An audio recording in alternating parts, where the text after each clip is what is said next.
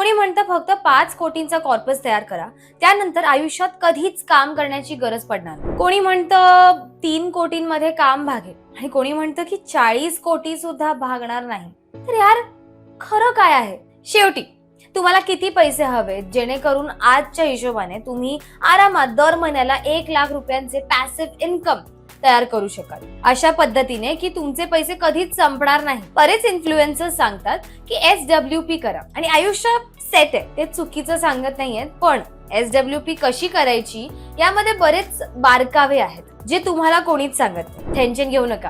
या व्हिडिओमध्ये मी तुम्हाला अशी 2 बकेट SWP स्ट्रॅटेजी सांगणार आहे ज्यामुळे तुमचे संपूर्ण आयुष्यभराचे पॅसिव्ह इन्कम व्यवस्थित होईल. यासोबतच मी तुम्हाला SWP साठी बेस्ट फंड्स प्लस हे कसे सेट करायचे याची पूर्ण एंड टू एंड प्रोसेस देखील सांगणार आहे. पण सगळ्यात आधी मी तुम्हाला याचं सरळ उत्तर देते. जर आज तुमचा मासिक खर्च 1 लाख आहे तर आजच्या तारखेला 3 कोटींचा कॉर्पस काम चलाव असू शकतो, 4 कोटींचा कॉर्पस रिझनेबली कम्फर्टेबल असू शकतो आणि 5 कोटींचा कॉर्पस तुम्हाला बऱ्यापैकी स्ट्रॉंग सेफ मार्जिन देऊ शकतो. पण याचा अजिबात अर्थ असा नाहीये की 3 कोटी झाले की लगेच रेझिग्नेशन द्या आणि 5 कोटी झाले की मालदीवला शिफ्ट व्हा. कारण तुम्हाला किती कॉर्पस हवाय याचं उत्तर फक्त तुमच्या मासिक खर्चावर अवलंबून नसतं. हे अवलंबून असतं तुमचं सध्याचं वय किती आहे. तुम्हाला हे पैसे 20 वर्ष चालवायचे आहे, 30 वर्ष की 50 वर्ष, आणि सगळ्यात महत्वाचं रिटायरमेंटच्या आधीच्या काही वर्षांमध्ये मार्केट तुमच्या सोबत काय करतो. आता हा शेवटचा मुद्दा इतका महत्वाचा आहे की कधी कधी 2 लोक समान कॉर्पस, समान फंड्स आणि समान ऍव्हरेज रिटर्न सोबत रिटायरमेंट सुरू करतात, पण एकाचा पैसा संपूर्ण आयुष्यभर चालतो आणि दुसऱ्याचा कॉर्पस 15 ते 20 वर्षामध्ये संपायला लागतो. याचं कारण आपण थोड्या वेळाने समजून घेऊया. पण सर्वात आधी एक बेसिक प्रॉब्लेम समजून घेऊया. 1 लाख कायमचा राहणार नाहीये. जेव्हा आपण म्हणतो की मला दर महिन्याला 1 लाख रुपये हवे, तेव्हा आपण अनेकदा असं गृहीत धरतो की आयुष्यभर 1 लाखच लागतील. पण तुमचा खर्च फिक्स नसतो, तो इन्फ्लेशन सोबत वाढत जातो. सध्याच्या इन्फ्लेशन रेट नुसार साधारणप्रमाणे प्रत्येक 10 वर्षांनी तुमचा खर्च दुप्पट होतो. 10 वर्षानंतर अंदाजे 1 लाखाचे जवळपास 2 लाख प्रति महिना होतील, 20 वर्षानंतर अंदाजे 4 लाख प्रति महिना आणि 30 वर्षानंतर अंदाजे 8 लाख प्रति महिना असू शकतात. त्यामुळे तुम्ही रिटायरमेंट किती वर्षांनी घेण्याचा विचार करत आहात हे मॅप आउट करणं खूप गरजेचं आहे, जेणेकरून त्यावेळी तुम्हाला दर महिन्याला किती पैसे लागतील हे मॅप आउट करता येईल. या व्हिडिओसाठी आपण आजच्या तारखाप्रमाणे 1 लाख असे गृहीत धरू आणि आपले पैसे कधीच संपणार नाहीत अशी एखादी सिस्टम आपण तयार करू शकतो का हे पाहण्याचा प्रयत्न करू. त्याआधी थोडक्यात हे समजून घेऊया की SWP कसं काम करतं आणि SWP मध्ये अशी कोणती प्रॉब्लेम आहे जे सगळे मिस करतात. SWP चं फुल फॉर्म आहे सिस्टमॅटिक विथड्रॉल प्लॅन. यामध्ये तुम्ही म्युच्युअल फंडला इन्स्ट्रक्शन देता की प्रत्येक महिन्याला, प्रत्येक क्वार्टरला किंवा एखाद्या फिक्स्ड इंटरव्हलवर तुम्हाला एक स्पेसिफाईड अमाऊंट ट्रान्सफर करून दिला जावा. पण इथे एक खूप महत्वाचा गैरसमज आहे. SWP म्हणजे काही इंटरेस्ट नाही. SWP म्हणजे गॅरंटीड मंथली इन्कम नाही.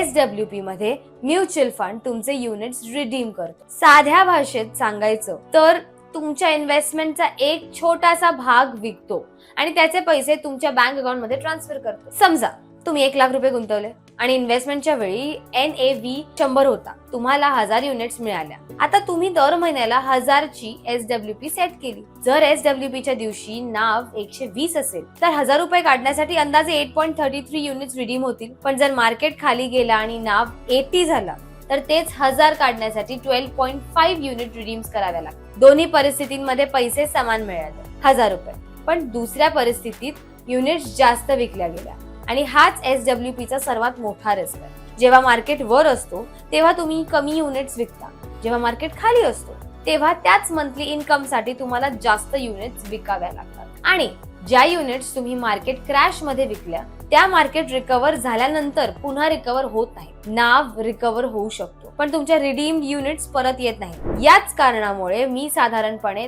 थेट प्युअर इक्विटी फंड मधून मंथली SWP रेकमेंड करणार नाही, विशेषतः रिटायरमेंटच्या सुरुवातीच्या वर्षांमध्ये. म्हणूनच मी रेकमेंड करणार आहे 2 बकेट SWP स्ट्रॅटेजी. दोन बकेट SWP स्ट्रॅटेजी मध्ये जर तुमच्याकडे 4 कोटींचा लमसम असेल तो 50-50 मध्ये डिवाइड करा. तो कोटी एका सेफ डेट फंड मध्ये टाका जिथे सध्या तुम्हाला जवळपास 7% मिळेल आणि उरलेल्या 2 कोटींचा इक्विटी फंडचा पोर्टफोलिओ तयार करा, जिथे तुम्हाला लॉंग टर्म मध्ये 12 ते 13% मिळू शकतात. म्हणजे तुमच्या 2 बकेट्स तयार झाल्या. पहिली लाईफस्टाईल बकेट, दुसरी इक्विटी किंवा ग्रोथ बकेट. फर्स्ट बकेट मध्ये तुमचे जे 2 कोटी आहेत ते सेफ फंड्स मध्ये आहेत. सुरुवातीच्या वर्षांमध्ये मार्केट 20% खाली गेला, 30% खाली गेला किंवा 4 वर्ष फ्लॅट राहिला तरी तुम्हाला कोणतीही चिंता करण्याची गरज नाहीये, कारण तुमच्या फर्स्ट बकेट मध्ये कोणतीही इक्विटी नाही. तुमचा मंथली खर्च बकेट 1 मधून आरामात चालत राहील. तुमची जी फर्स्ट बकेट आहे लाईफस्टाईल वाली 2 कोटींची, त्यातून जर तुम्ही दर महिन्याला 1 लाख जरी काढला आणि तो दरवर्षी 6 ते 7% वाढवला तरी तुमचे 10 वर्ष पैसे संपणार नाही. 11 ते 12 वर्षांमध्ये जाऊन पैसे संपण्याची वेळ येईल. एवढ्या वेळात तुमची सेकंड बकेट, ज्यामध्ये इक्विटी पोर्टफोलिओ आहे, ती 12 ते 13%चा अॅन्युअल रिटर्न सहज देईल. एवढ्या वेळात इथले 2 कोटींचे कॉर्पस 7-7.5 कोटींचे होईल. 12% रिटर्न्स गृहीत धरून. आता हे 7 कोटी सुद्धा तुम्ही 50-50 करून डिवाइड करा. 3.5 कोटी सेफ वाली बकेट मध्ये टाका आणि 3.5 कोटी ग्रोथ वाली बकेट मध्ये टाका आणि ही प्रोसेस पुन्हा करत राहा. ही स्ट्रॅटेजी फॉलो केल्याने तुमचा कॉर्पस कधीच संपणार नाही. आता यामध्ये कोणत्या डेट फंड मध्ये इन्व्हेस्ट करायचं आहे, इक्विटी पोर्टफोलिओ कसा तयार होईल, हे तुमच्या गोल्स आणि रिस्क प्रोफाईल वर अवलंबून असेल. SWP साठी बेस्ट फंड्स कोण? यार, बरेच इन्फ्लुएन्सर्स तुमचा असा विश्वास करून देतील की SWP साठी काही स्पेसिफिक फंड्स असतात, पण असं काहीही नाही. टेक्निकली तुम्ही कोणत्याही ओपन एंडेड म्युच्युअल फंड्स मध्ये SWP सेट करू शकता. त्यामुळे प्रश्न असा असायला हवा की यार, सध्या इन्व्हेस्ट करण्यासाठी बेस्ट फंड्स कोणते? आता जर तुम्ही ही 2 बकेट SWP स्ट्रॅटेजी फॉलो करण्याचा विचार करत असाल तर टेक्निकली तुम्हाला 2 वेगवेगळे पोर्टफोलिओ तयार करावे लागतील. लाईफस्टाईल बकेट साठी डेट पोर्टफोलिओ आणि तुमच्या ग्रोथ पोर्टफोलिओ साठी इक्विटी पोर्टफोलिओ. तसं पाहिलं तर आम्ही बेस्ट फंड साठी वेगळा व्हिडिओ बनवलाय, पण तुमच्या रिस्क ॲपेटाईट नुसार तुम्ही यापैकी काही फंड्स विचारात घेऊ शकता. लार्ज कॅप मध्ये निपॉन किंवा मायरे एस्टेट किंवा मायरे ॲसेटचा विचार करू शकता किंवा मिरे ॲसेटचा विचार करू शकता. फ्लेक्सी कॅप मध्ये HDFC, पराग पारेख किंवा हेलिओस पाहू शकता.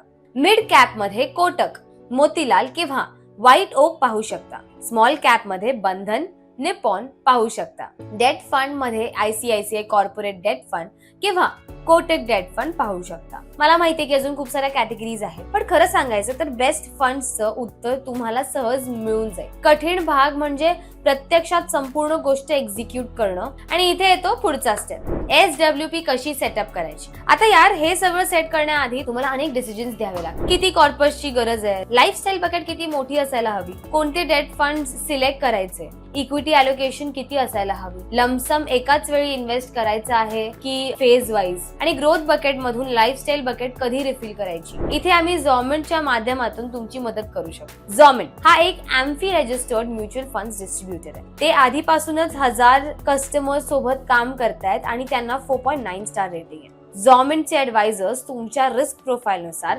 किती लमसम इन्व्हेस्ट करायचा, कोणते फंड्स चूज करायचे, SWP कशी सेट करायची, या सगळ्यांमध्ये तुम्हाला मदत करते. जर तुम्हाला ही सर्व्हिस हवी असेल तर व्हिडिओच्या डिस्क्रिप्शन मध्ये लिंक वर क्लिक करून स्लॉट बुक करू शकता. जर तुम्ही क्वालिफाय झालात तर झॉमेंट टीम तुमच्याशी संपर्क साधेल आणि आम्ही तुमच्या सोबत एक कॉल सेटअप करू. पण फक्त एक डिस्क्लेमर आहे, प्रत्येकाला कन्फर्म कॉल मिळेलच असं नाहीये. तुम्हाला 100% कन्फर्म बुकिंग हवी असेल तर या 2-3 गोष्टी लक्षात ठेवा. एक, आम्ही ओनली अशा कस्टमर्सना ऑनबोर्ड करत आहोत जे किमान 5 लाखांचा लमसम इन्व्हेस्ट करू शकतात. यापेक्षा कमी असल्यास ते ऑनबोर्ड केले जाणार नाही. 2, AMFI रजिस्टर्ड डिस्ट्रीब्युटर्स म्हणून झॉमेंट ओनली रेग्युलर म्युच्युअल फंड्सचा सल्ला देईल. याचा अर्थ इन्व्हेस्टमेंट्स मधून कमिशन मिळेल. 3, स्लॉट्स फक्त पहिल्या 1000 कस्टमर साठी ओपन आहेत, त्यानंतर हे बंद होईल. तर यार, माझी रिक्वेस्ट आहे की जर तुम्ही या सगळ्या बाबत ओके असाल तरच खालील लिंक वर क्लिक करा.